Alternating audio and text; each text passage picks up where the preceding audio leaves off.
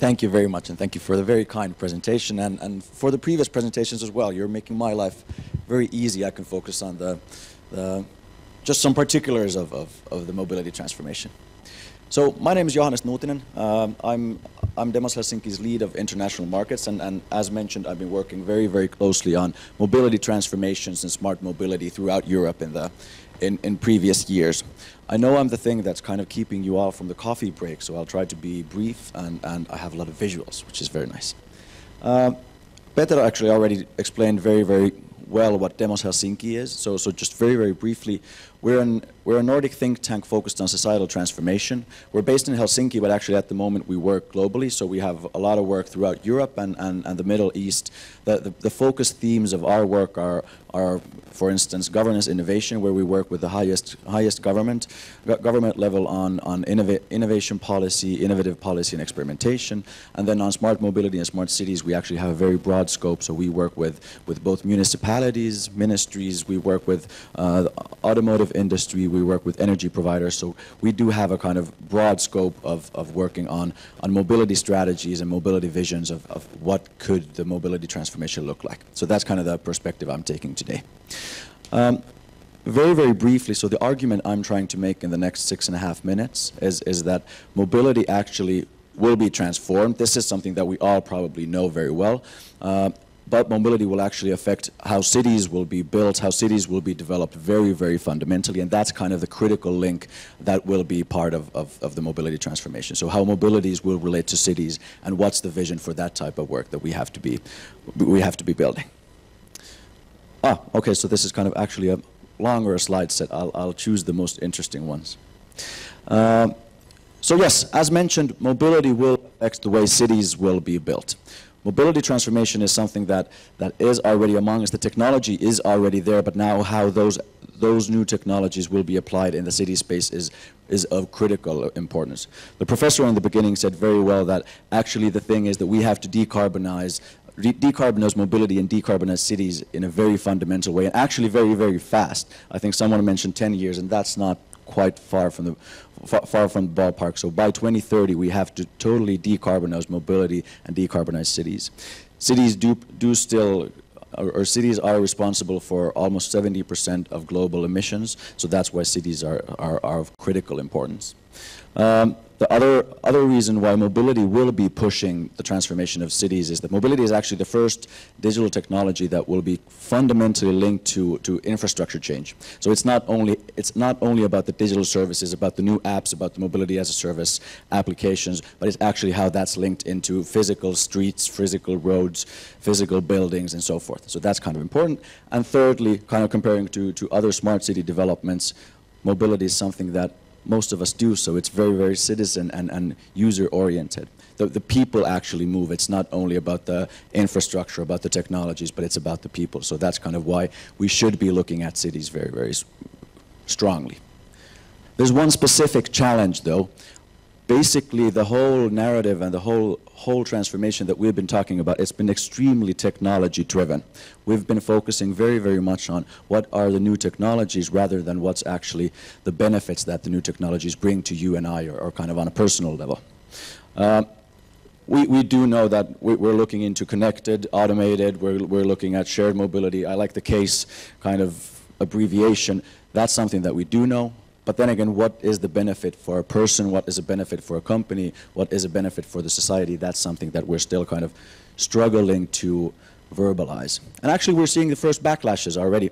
Just kind of looking at the previous month throughout the world, there have been interesting developments, for instance, in Paris.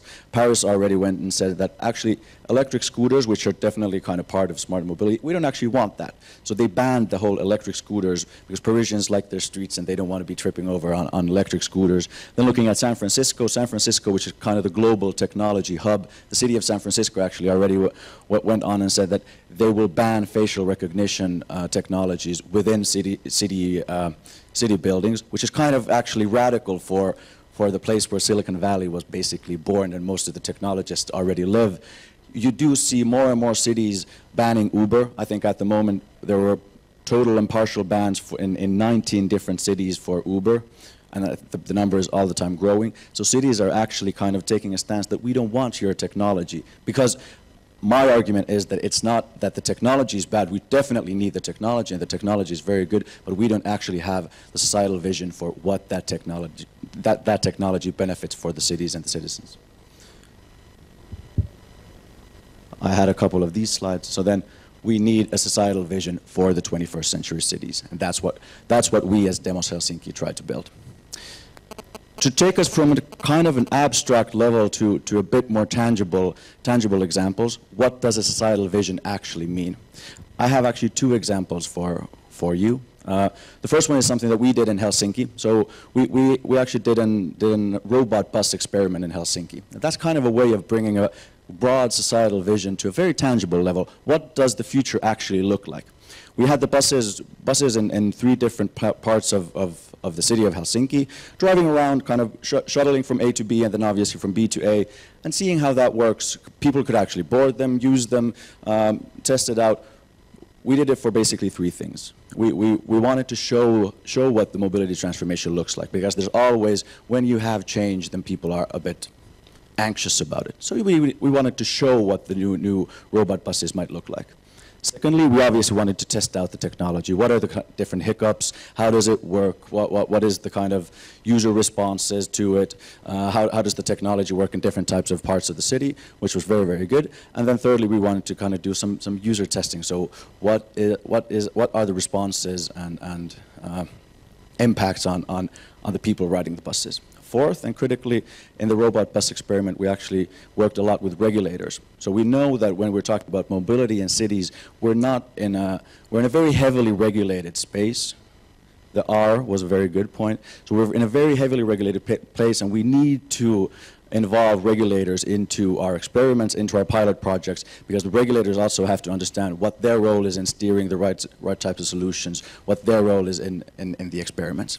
That's kind of one type of, there we go, one type of example of what a tangible vision might look like. I want to share another example of what a societal vision for mobility might look like. And now I actually have to take us, I'm a futurist by training, but I actually talk a lot about history, so I want to talk about a kind of a historical example, because I think this is very instructive of what we could do next. The previous mobility transformation, in my books, it was in the beginning of the 20th century when we kind of got a brand new technology that kind of fundamentally transformed mobility, which was basically the car, the privately owned vehicle, it was a major technological development. And actually in 1939 there was World's Fair exhibition in New York City.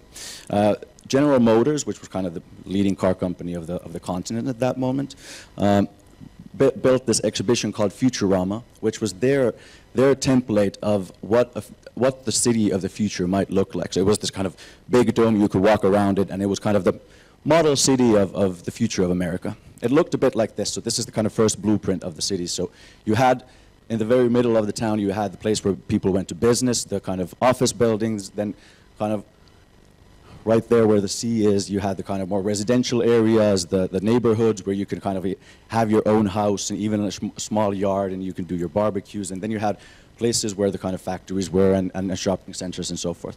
This was a template for the smart city of 1939. The interesting part about this is that it actually showed what the benefit or the value on a personal level about this change is. It showed that I don't actually have to be living next to the factories. I could actually have my yard, but then I could be living in a city. It showed the specific value of what that smart city might look like. And now I think we need something similar. So what is the template for the city that the mobility transformation brought into? For a mobility company or car manufacturer, basically, they didn't talk about the technology on this. I mean, the car is obviously the technology that connects the different parts of the city, but they talked about the city and what that might look like. And I would actually want us to have a discussion on what might be the kind of Slovakian examples of what would be the Slovakian Futurama or then the robot bus experiment. So how could we bring the change into something more tangible and something relatable to the general public and the general citizens? I'm out of time. Thank you very much, and I'm looking forward to talking to you.